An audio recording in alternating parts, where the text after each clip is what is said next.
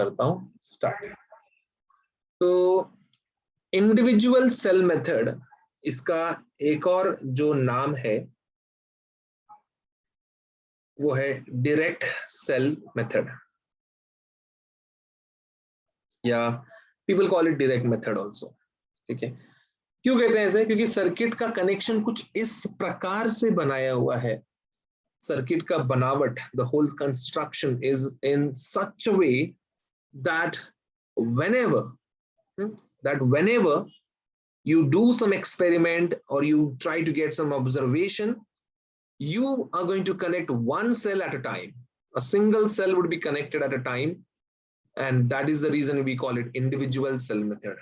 Directly अपने को उस particular EMF का corresponding balancing length मिलता है, इसलिए उसको direct cell method भी कहा जाता है। अब पोटेंशियोमीटर एक्सपेरिमेंट में जो हमने बात किया था, जैसे वही चीज दी हुई है यहाँ पे। डायग्राम भी आप देखेंगे, प्राइमरी सर्किट सबसे पहले जो वायर है वो बनेगा, फिर प्राइमरी सर्किट में पॉइंट ए के साथ में कनेक्टेड होता है बहुत सारी चीजें। पॉइंट ए से यहाँ पे positive terminal of cell connected होगा, फिर नेगेटिव टर्मिनल ऑफ सेल से की और की को कनेक्ट करेंगे हम रियोस्टैट के सहारे।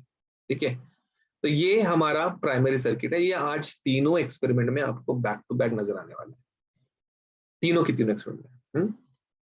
सबसे पहला first experiment, individual cell method. Individual cell method के हिसाब से पॉइंट ए पे क्या कनेक्ट होगा?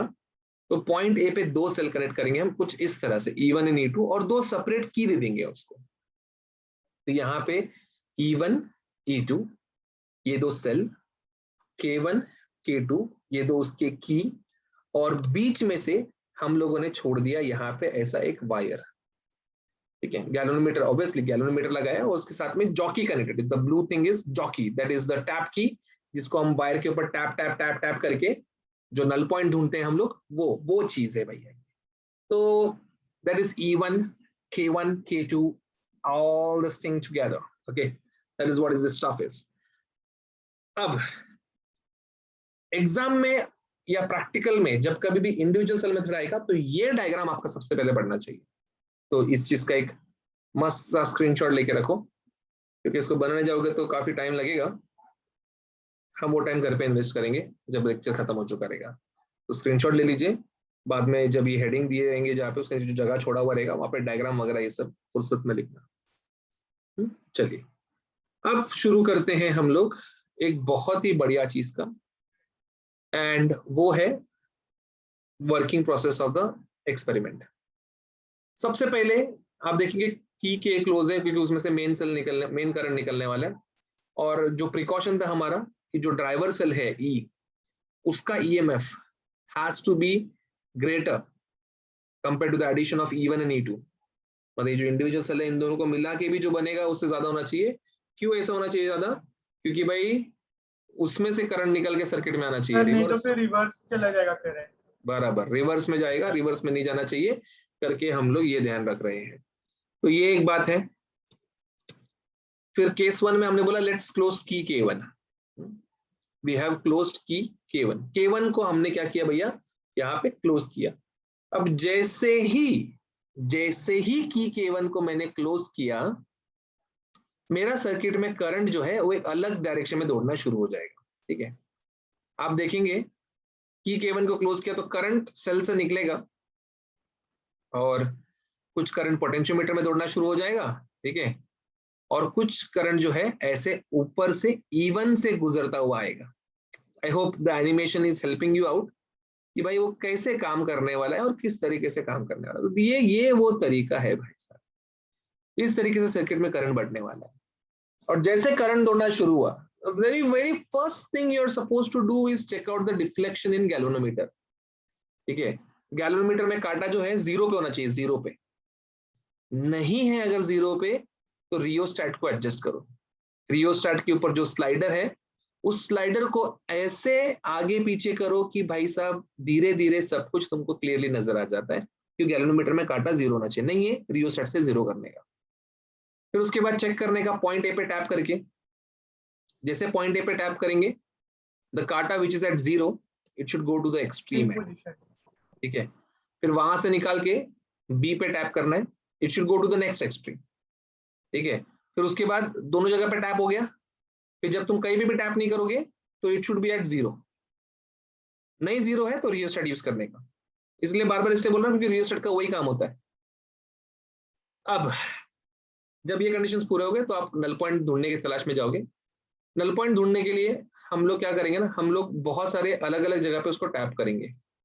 ठीक है, जैसे कि हम यहाँ पे टैप करेंगे, नहीं मिला, फिर और दूसरी जगह पे टैप किया, उधर पे भी नहीं मिला, फिर और टैप किया, अल्टीमेटली ऐसे tap tap tap tap tap tap करके हमको नल पॉइंट मिला। We are going to tap, we are not going to slide.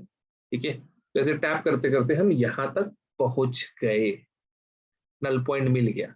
अब जैसे नल पॉइंट मिला मुझे, that null point would be corresponding to this wire का, ये जो ईएमएफ यहाँ पे जो बना है ना भाई, ये जो ईएमएफ बना है वायर का EMF.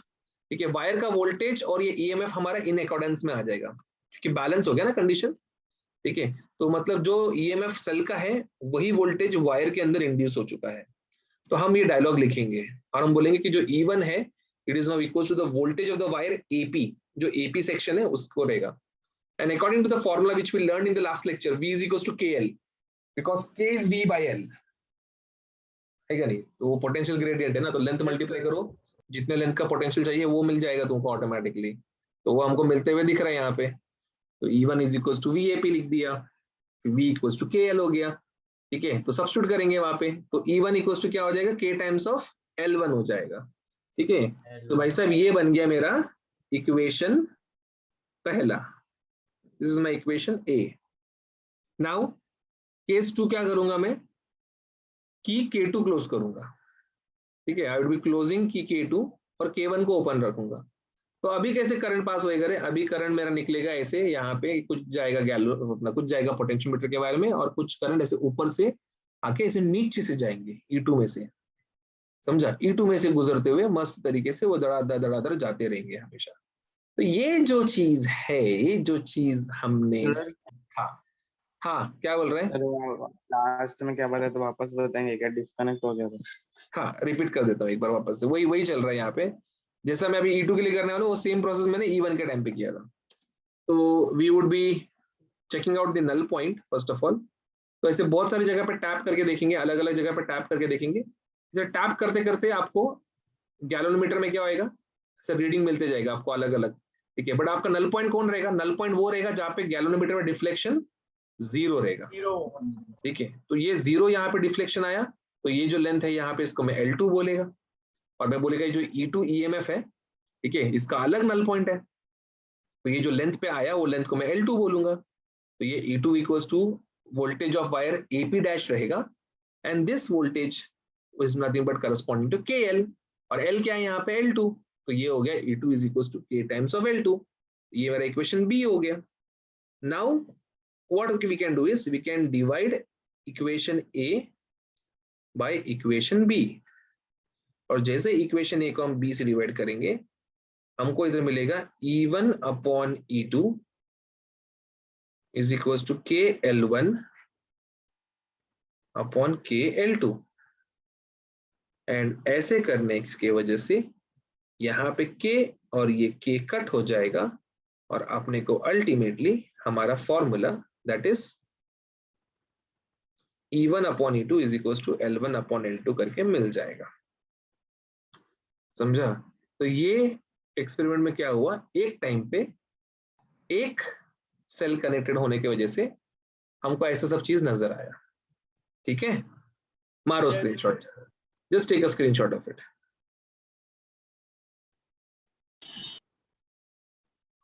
Moving to the next. ठीक है, ये तो अपन ने देख लिया, this is individual cell method. अब दूसरा जो है उस चीज का नाम है कॉम्बिनेशन मेथड, और जो भी हम लोग ने पहले किया उससे सिर्फ EMF ही मिलेगा ना? उससे EMF कंपेयर होंगे, कंपेयर।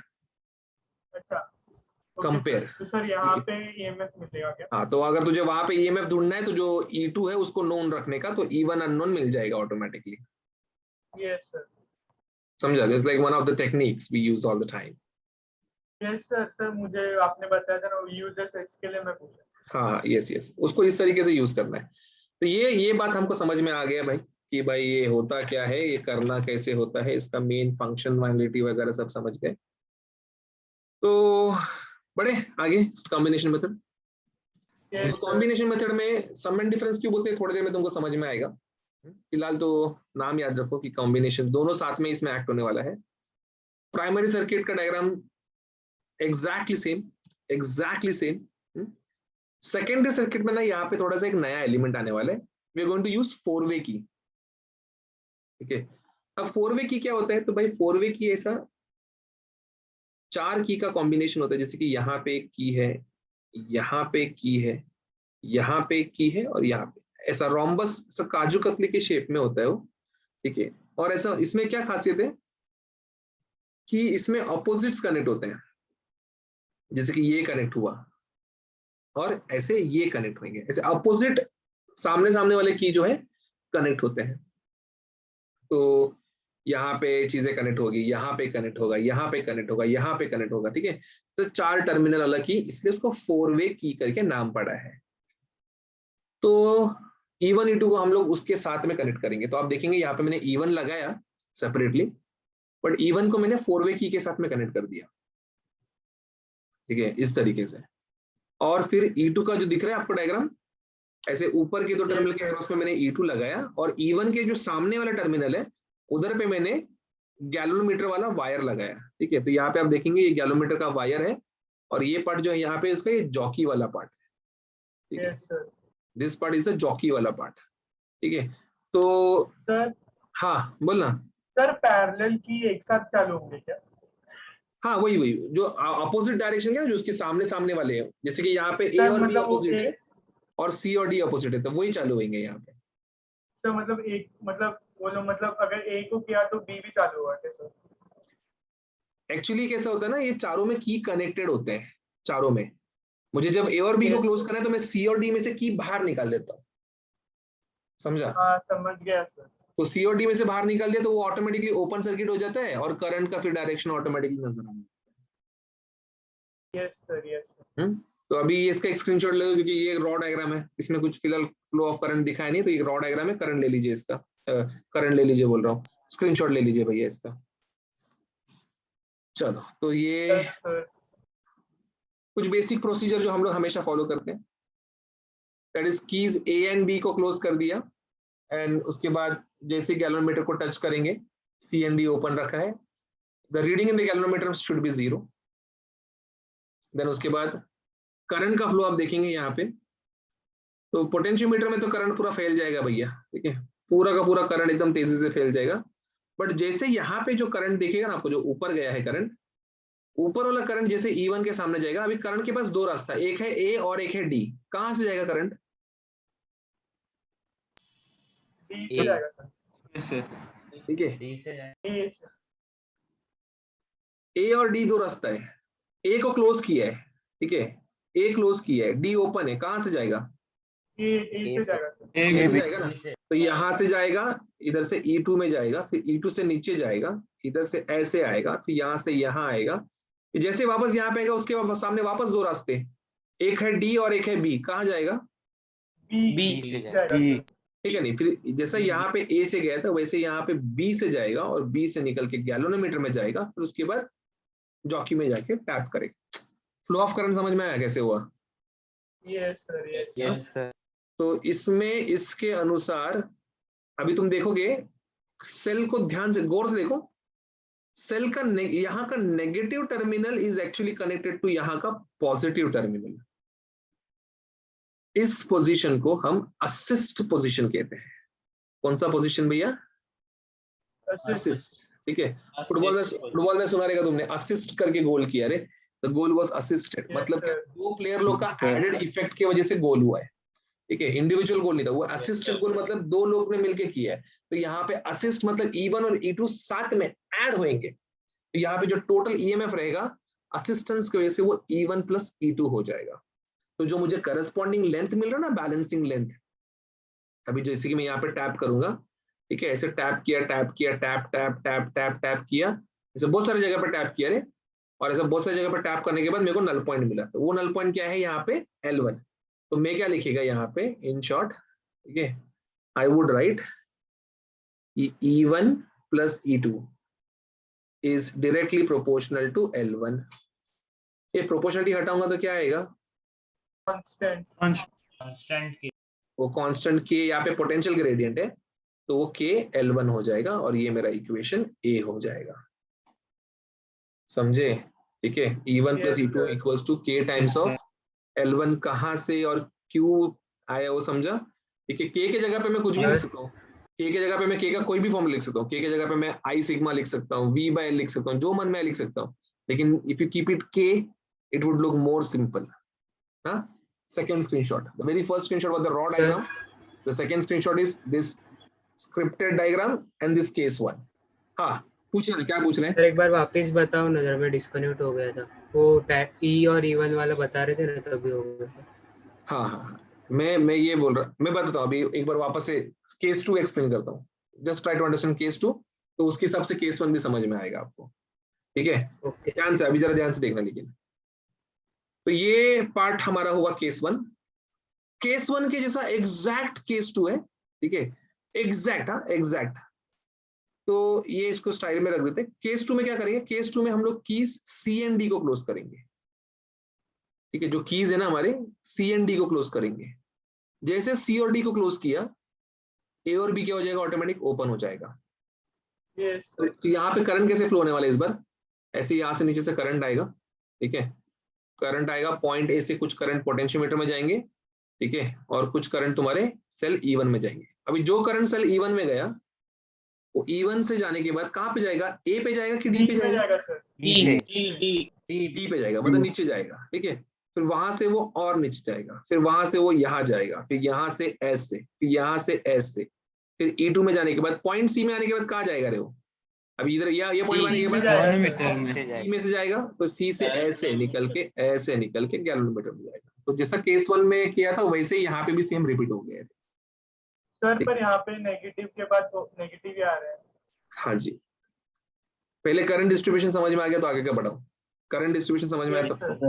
Yes sir. तो उधर हम लोग ऑब्जर्व कर रहे थे कि भाई सेल के कौन से टर्मिनल्स कनेक्टेड है। तो यहाँ पे जब आप ऑब्जर्व करोगे तो आपको बहुत ही अच्छे से नजर आएगा कि भाई यहाँ पे negative terminal is actually connected to the negative terminal.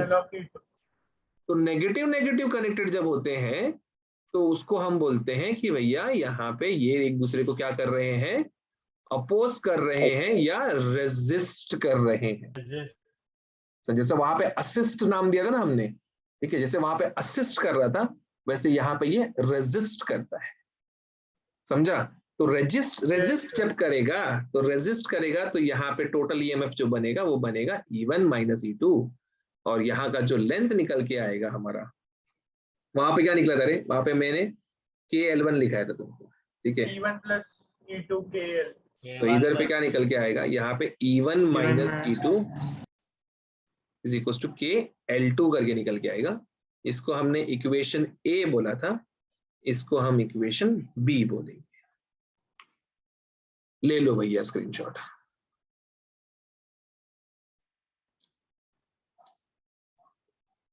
पिछले वाले केस में अपोजिट टर्मिनल था इसलिए हमने ऐड किया था क्या?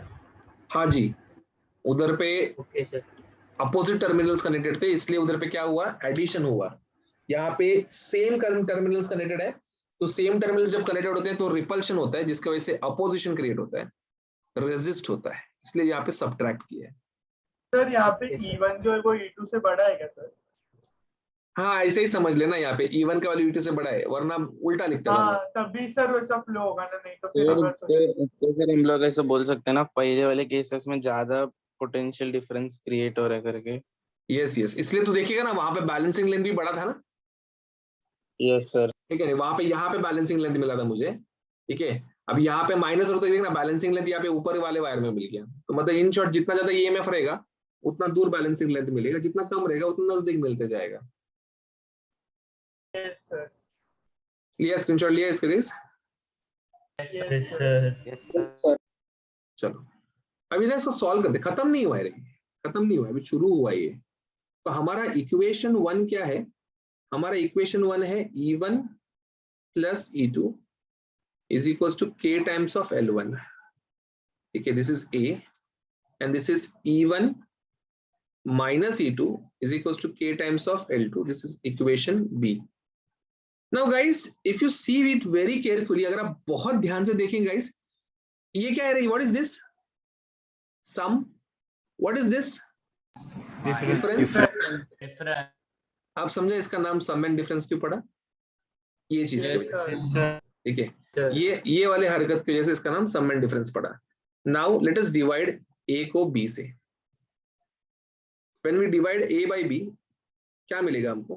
हमको मिलेगा E1 plus E2 upon E1 minus E2 equals to L1 by L2. Very good बेटा, वेरी गुड. वो K कट हो जाएगा ना रे, दोनों K जो है सर सेम ही रहेंगे, ठीक है ना, कट हो जाएगा क्योंकि वायर सेम है. तो जब तक वायर सेम है तब सब कुछ सेम रहेगा. Now have you heard of componendo dividendo guys? Yes sir. Yes. ठीक है, तो बाय componendo dividendo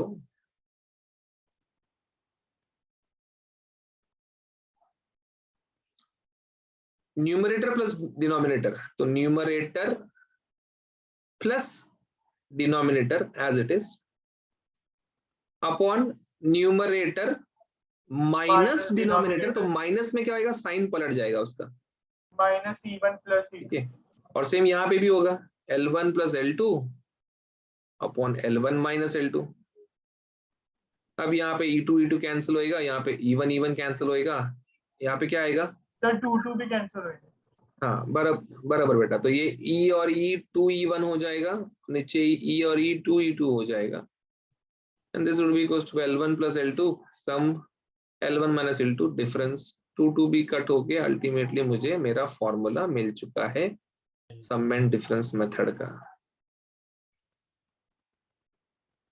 तो स्टेटमेंट सम में जो भी दिया रहेगा उसको चालाकी से जरा पढ़ेंगे और उसके बाद इसके साथ में डील करेंगे. हाल फिलहाल तो जो भी नजर आ रहा है सब कुछ पल्ले पड़ा है, तो स्क्रीनशॉट ले लो भाई साहब इसका, because this is very crucial, very important.